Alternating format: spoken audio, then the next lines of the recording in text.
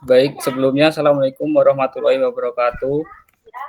Di sini kami akan Waalaikumsalam. mempresentasikan laporan tugas akhir PMPP yang berjudul Sistem Manajemen Pengadaan Barang pada Bengkel, yang tim kami beranggotakan saya sendiri Dwi Anjala Ribowo NIM 21001814 dan Mas Nasmi Baji dengan NIM 21001814 dan Mas Faik Fawas NIM 21008037 dan Mas Kindi 062, Mas Irfan 063. Langsung saja ke bab 1. Jadi untuk latar belakang, bengkel merupakan usaha yang menawarkan layanan perbaikan dan pemeliharaan kendaraan. Sebagai bagian dari industri layanan, bengkel memiliki kebutuhan yang penting akan pengadaan barang yang efisien dan tepat waktu untuk menjaga ketersediaan suku cadang dan peralatan. Namun tidak sedikit bengkel yang memiliki kendala dalam manajemen barang yang dapat menyebabkan tidak terkontrolnya persediaan barang dengan benar. Berdasarkan dari permasalahan tersebut, maka kami menawarkan solusi berupa suatu sistem yang akan mempermudah usaha dalam manajemen barang. Dan tujuan pembuatan sistem ini adalah untuk mempermudah manajemen barang pada bisnis bengkel. Kami memberikan solusi pembuatan sistem bagi pemilik usaha bengkel untuk mengetahui jumlah ketersediaan barang pada bengkel. Ruang lingkup proyek aplikasi manajemen barang pada bengkel memiliki ruang lingkup, yaitu perencanaan dan pengembangan sistem, ruang implementasi dan peluncuran sistem, kemudian uji coba dan bekerja, dan kemudian pemeliharaan dan dukungan setelah peluncuran. Sasaran dengan sistem ini kami berharap pada pemilik bengkel akan dapat dengan mudah memanajemen persediaan barang sehingga stok dapat akan terstruktur dan meminimalisir terjadi kekurangan stok barang yang akan menimbulkan barang yang akan merugikan bagi pemilik usaha. Bab kedua akan dijelaskan oleh teman saya. Baik, saya di sini akan menjelaskan dari bab 2 yaitu pembahasan. Untuk 2.1 ada metodologi pelaksanaan proyek. Untuk poin A di sini ada analisis kelayakan yang berisikan pertama tujuan aplikasi. Aplikasi ini bertujuan untuk meningkatkan efisiensi dalam pengelolaan pengadaan barang di bengkel. Tujuannya melacak inventaris dan memudahkan pengadaan barang. Poin 2 manfaat yang diharapkan. Manfaat yang diharapkan dapat mengurangi kesalahan dalam pengelolaan stok, menghemat waktu staf dalam proses pengecekan barang, dan mengoptimalkan pengeluaran dengan memberikan pemahaman yang lebih baik tentang kebutuhan bengkel. Poin ketiga, kebutuhan pengguna. Aplikasi harus mulai digunakan oleh staf non-teknis di bengkel. Antarmuka yang sederhana dan instruksi yang jelas diperlukan agar aplikasi dapat diadopsi dengan cepat. Yang keempat, teknologi yang digunakan. Aplikasi ini dapat diakses melalui platform berbasis web yang melakukan harus dipertimbangkan seperti desktop, tablet, atau ponsel. Poin 5 ada keamanan data. Keamanan menjadi prioritas. Aplikasi ini menggunakan enkripsi data dan otorisasi akses pengguna untuk melindungi informasi sensitif. Poin 6 ada biaya pengembangan operasional. Biaya pengembangan aplikasi ini diperkirakan dalam anggaran yang telah disediakan. Namun biaya operasional untuk pemeliharaan, dukungan, serta pembaruan juga harus dipertimbangkan. Bagian ketujuh ada kesiapan implementasi. Perencanaan implementasi harus menyertakan pelatihan staf, menyediakan data yang tepat, dan dukungan teknis untuk memastikan penerimaan yang baik. Yang kedelapan ada analisis risiko. Risiko di sini kemungkinan seperti kegagalan teknis, resistensi pengguna terhadap perubahan, atau ketidaksesuaian aplikasi dengan kebutuhan aktual pada bengkel. Itu harus diperhitungkan. Poin ke-9 ada kriteria keberhasilan. Keberhasilan aplikasi akan diukur dari sisi efisiensi. Diukurnya itu berdasarkan peningkatan dalam waktu pemrosesan pengadaan barang, pengurangan kesalahan dalam inventaris, dan umpan balik positif dari pengguna. Kemudian pada bab B ada rancangan desain yang UI UX menggunakan Figma. Nah, di sini ditampilkan untuk Figma-nya. Jadi di sini adalah menu untuk tampilan data barangnya. Di sini dicontohkan menampilkan sejumlah barang. Nah, kemudian di sini menu data list barang. Lalu di sini tampilan ketika kita melakukan klik terhadap satu barang. Misal di sini kita klik terhadap barang yang kodenya B01, maka akan tertampil deskripsinya seperti ini. Nah, kemudian di sini semisal kita ingin melakukan update barang. Nah, di sini edit barang, maaf. Untuk edit barang di sini kita klik edit dan di sini lalu kita menginputkan apa yang harus diedit. Contoh di sini kita mengeditkan harga jual yang tadinya 5.500 menjadi 6.500. Kemudian kita klik update, lalu akan tampilan prosesnya seperti ini hingga akhirnya tertampil seperti ini dan lakukan klik selesai lalu kembali. Maka data telah selesai diperbarui. Kemudian untuk selanjutnya adalah menu sorting harga. Di sini ada sorting berdasarkan ukuran dan juga berdasarkan harga. Untuk tombolnya adalah yang tanda panah ke bawah seperti ini. Nanti akan mencantumkan pilihan opsi untuk harga atau ukuran. Lalu ada menu tambah barang. Di sini untuk masuk ke menu tambah barang, kita akan diminta untuk menginputkan informasi tentang barang tersebut. Ada kode barang, nama, deskripsi, kategori, satuan, kemudian harga beli, harga jual, dan juga stoknya. Lalu ketika kita selesai berhasil menambahkan barang, lanjut akan proses seperti ini dan nanti barang akan tertampil. Nah, di sini selanjutnya ada menu hapus barang. Pada menu hapus barang kita diperintahkan untuk memilih apa saja yang akan dihapus. Sebagai contoh di sini kita memilih 3 buah barang, yaitu 01, JP01 dan juga B02. Nah, kemudian ketika selesai dipilih, kita akan mengklik tombol hapus, lalu ada konfirmasi pop-up di sini. Kita klik ya dan lanjut ke hapus, maka data telah selesai dihapus. Nah, selanjutnya yang terakhir di sini ada menu searching barang. Nah, di sini kita contoh men-searching kata nut. Maaf, nut di sini ada 3 buah. Ada nut, ada hexagon, bold and nut, ada hexagon, bold and nut juga. Nah, di sini nanti ketika kita searching kata nut, maka akan tertampil 3 buah barang ini. Lalu ketika kita mengklik salah satu dari barang ini, maka akan keluar deskripsinya seperti ini. Itu untuk bagian UI UX. Di sini ada bagian rancangan pengujian. Yang pertama ada pengujian fungsional, pengujian input dan juga output, memastikan aplikasi menerima input yang benar dan menghasilkan output yang diharapkan. Pengujian antarmuka atau interface. Di sini memeriksa keterbacaan, navigasi, dan responsivitas antarmuka pengguna pada berbagai perangkat. Dan pengujian performa. Di sini ada pengujian beban dan pengujian responsif. Pengujian beban ini menguji kinerja aplikasi saat ada beban penggunaan yang tinggi, memastikan untuk tetap berjalan dengan baik.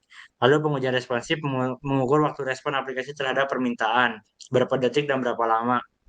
Kemudian yang ketiga ada pengujian keamanan, memeriksa kekuatan enkripsi data dan manajemen akses. Pengujian kompatibilitas, ada pengujian perangkat dan pengujian integrasi.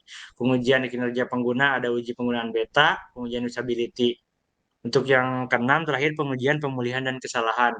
Untuk pengujian ini ada pengujian pemulihan data yang di mana memeriksa kemampuan aplikasi untuk memulihkan data setelah ada gangguan seperti kegagalan sistem, seperti mati listrik atau sebagainya, atau tidak ada internet. Kemudian di sini ada pengujian skenario kesalahan, menguji aplikasi dalam skenario kegagalan untuk memastikan sistem dapat menangani kesalahan dengan benar tanpa mengakibatkan kerusakan pada data atau operasional. Lalu 2.2 ada jadwal proyek di sini WBS. Eh, untuk tampilannya seperti ini, kita menargetkan selama 3 bulan, Oktober, November, dan juga Desember. Untuk tahap pertama itu tahap perencanaan proyek, di mana pada tahap perencanaan proyek terdapat tahapan yaitu proyek charter. Kita selesaikan dalam waktu 1 hari, yaitu pembuatan proyek charter. Terus tahap yang kedua ada prototype. Di sini prototype itu terbagi menjadi 4. Ada identifikasi kebutuhan yang kita selesaikan dalam waktu 1 hari pada minggu pertama, kemudian membuat prototype itu kita selesaikan selama 5 hari, maaf, pada minggu kedua, dan pada minggu kedua terakhir, minggu kedua akhir itu kita lakukan pengujian prototype. Lalu setelah itu kita lakukan evaluasi pada minggu ketiga selama 3 hari. Kemudian di sini, oh ya sebelumnya, kenapa di sini kita hanya memasukkan 5 hari? Karena pada hari weekend di situ kita libur, ada jadwal untuk libur. Jadi cuma Senin, Selasa, Rabu, Kamis, Jumat. Lalu di sini pada bagian ketiga ada pembuatan aplikasi. Itu ada research and juga research. Di sini kita di minggu keempat dalam waktu 5 hari. Kemudian pembuatan backend di sini cukup lama, yaitu dari minggu keempat bulan Oktober sampai dengan minggu ketiga bulan November, kurang lebih selama 3 minggu kurang lebih. Kemudian pembuatan front end. Untuk pembuatan front end itu selama 1 minggu lebih di bulan November akhir. Kemudian di sini ada pengujian selama 1 hari pada minggu pertama bulan Desember. Lalu untuk debugging dan perbaikan di sini kita 2 hari pada minggu pertama juga di bulan Desember. Selanjutnya proses yang keempat ada uji coba, itu testing. Kita melakukan testing selama 1 hari pada minggu kedua di bulan Desember. Lalu kita melakukan optimalisasi dan percobaan pengujian. Di sini cukup lama, yaitu dari minggu kedua sampai dengan minggu ketiga pada bulan Desember, karena memang dibutuhkan waktu yang lumayan lama. Lalu peluncuran atau launching. Launching di sini kita cukup dengan 1 hari saja, yaitu pada minggu ketiga bulan Desember. Dan terakhir di sini ada evaluasi, yaitu pengevaluasian dari aplikasi yang sudah launching dan juga dari kekurangan yang ada. Nah, untuk evaluasi di sini kita dilakukan pada minggu keempat dan juga minggu kelima. Nah, di sini pada bulan Desember selama kurang lebih 2 minggu berarti. Oke, untuk selanjutnya akan dijelaskan oleh.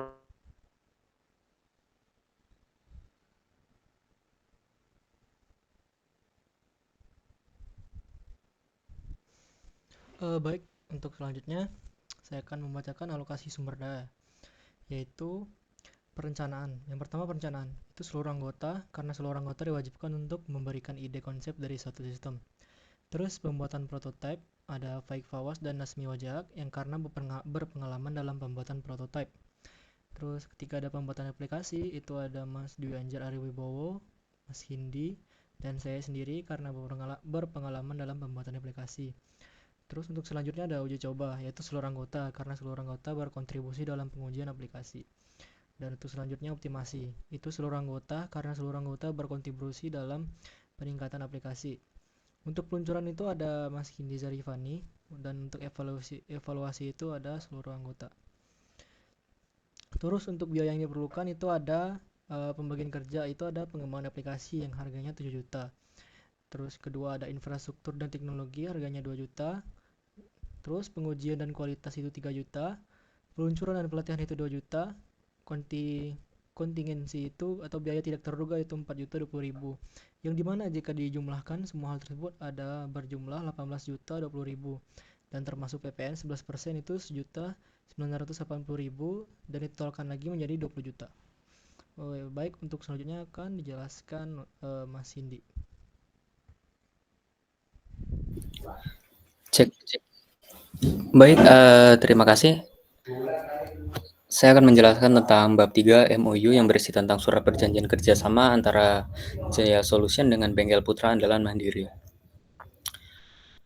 Yang sebagai pihak pertama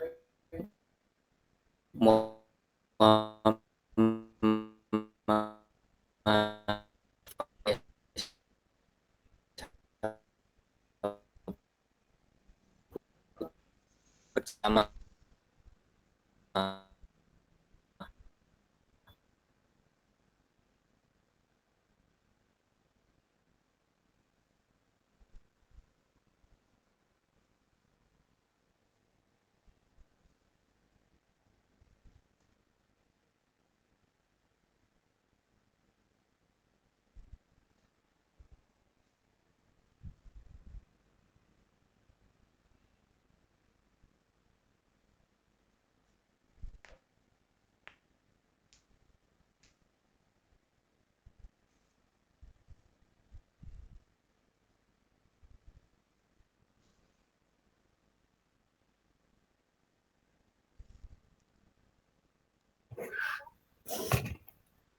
Baik, karena Mas Kidi mungkin ada kendala jaringan, akan saya lanjutkan bagian MOU. Di sini ada owner yaitu Mas Muhammad Lutfi Haji Pamungkas dan dari pihak pertama, dan dari pihak kedua ada project manager Mas Irfan Arya Saputra. Kemudian ini untuk pasal 1 ruang lingkup pekerjaan, dalam hal ini pihak kedua bertindak untuk melakukan pembuatan aplikasi sistem manajemen pengadaan barang meliputi pembuatan Lanjut aja, Mas. sesuai dengan rincian permintaan pihak pertama. Ruang lingkup tersebut meliputi pembuatan aplikasi, penyediaan infrastruktur, dan pengujian. Yang kedua, dalam perjanjian ini juga para pihak sepakat jika pembuatan dibuat dengan manual, coding develop dengan atau tanpa library tambahan oleh pihak kedua. Pasal kedua, hak dan kewajiban para pihak. Hak pihak pertama dalam perjanjian ini mendapatkan informasi yang sebenar-benarnya mengenai website atau aplikasi yang digunakan dalam perjanjian ini. Yang kedua, mendapatkan website atau aplikasi sesuai dengan ketentuan awal yang sudah dibicarakan oleh pihak pertama dan pihak kedua. hak pihak kedua dalam perjanjian ini mendapatkan upah kerja sesuai dengan nominal yang telah disebutkan dalam pasal 3 dalam perjanjian ini, mendapatkan data-data pendukung dari pihak pertama untuk keperluan website atau aplikasi sesuai dengan permintaan awal. Nomor 3, mendapatkan rasa aman dan bebas dari segala tuntutan hukum dari hasil karya yang dibuat sesuai dengan ketentuan yang telah disepakati. Kewajiban pihak pertama dalam perjanjian ini membayar upah kerja kepada pihak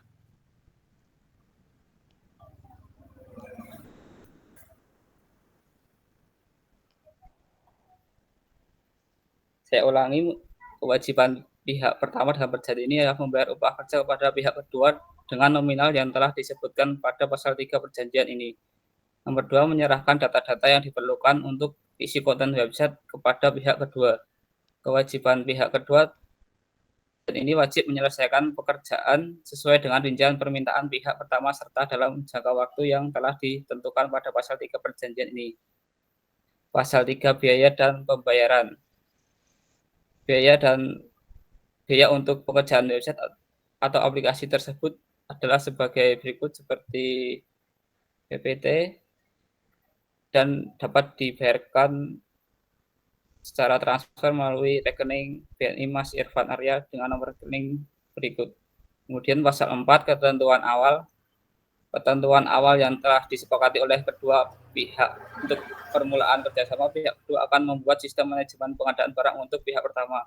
Kedua belah pihak telah setuju dengan tampilan website aplikasi tersebut sesuai kesepakatan melalui sarana komunikasi digital WhatsApp atau media sosial jenis.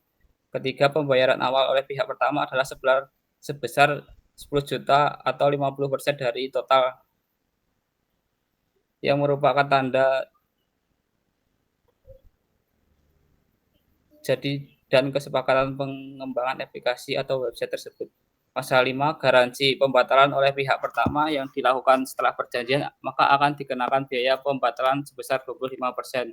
Kemudian yang kedua, pembatalan yang dilakukan oleh pihak pertama maksimal 5 hari setelah perjanjian, maka akan dikenakan biaya pembatalan sebesar 50%. Dan yang ketiga, pembatalan ditetapkan jika pihak pertama tidak melunasi pembayaran dalam jangka waktu kurang dari 7 hari dan akan dikenakan denda 10% dari biaya total dan dianggap hutang sebagai pihak pertama untuk melunasi pembayaran penuh. Kemudian yang keempat, jika poin 3 tidak terpenuhi dikarenakan pihak pertama tetap tidak melunasi pembayaran, maka aplikasi akan ditahan oleh pihak kedua dan jumlah uang yang sudah terbayar tidak akan dikembalikan. Kemudian untuk penutup, demikian surat perjanjian ini oleh kedua belah pihak tanpa ada paksaan dari pihak manapun. Perjanjian ini dibuat untuk menghindari terjadinya kerjasama maupun proyek berlangsung dan menghindari adanya penipuan antara kedua belah pihak. Perjanjian ini berbentuk file dokumen PDF dan dipegang oleh kedua belah pihak sehingga memiliki kekuatan hukum yang mengikat antara keduanya dan ditandatangani oleh pihak pertama dan pihak kedua. Baik, untuk kesimpulannya mungkin bisa dijelaskan oleh Mas Hindi Zarifani.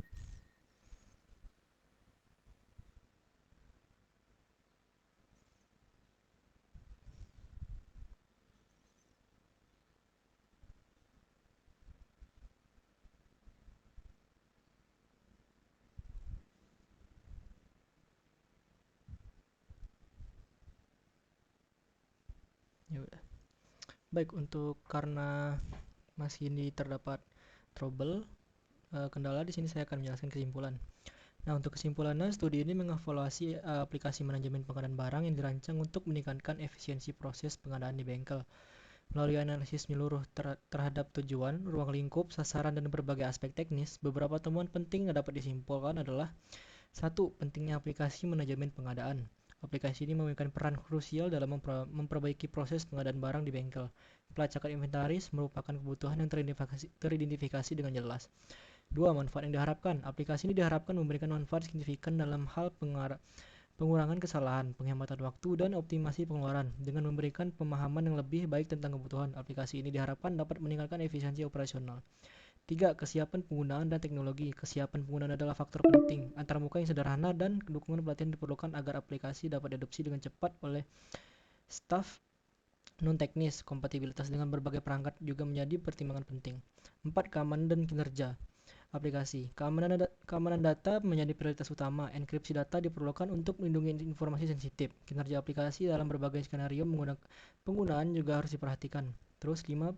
Biaya pengembangan operasional. Anggaran biaya pengembangan adalah ditetapkan dalam kisaran yang telah disesuaikan dengan kebutuhan dan perkiraan biaya masing-masing tahapan pengembangan. Penting untuk memastikan kecukupan dana untuk dukungan operasional setelah peluncuran aplikasi. Kesimpulan dari studi ini menunjukkan bahwa aplikasi manajemen pengadaan barang memiliki potensi besar untuk membantu meningkatkan efisiensi dan mengoptimalkan proses pengadaan di bengkel. Namun, suksesnya implementasi bergantung pada pengelolaan yang cermat terhadap aspek teknis, keamanan data, dan penerimaan dari pengguna. Baik, saya kembalikan lagi ke Mas Dwi Anjar. Oke. Mohon maaf, izin masuk bentar ya. Mohon maaf sebelumnya di sini seharusnya kita 5 orang, yang itu terdapat Mas Paik juga, namun karena beliau ada halangan yang tidak bisa ditinggalkan, maka bisa diwakilkan oleh kami. Kemudian juga dari Mas Kindi di sini terdapat kendala jaringan, jadi mohon dimaklumi apabila tidak maksimal dalam presentasi ini. Selanjutnya saya berikan kepada Mas Di.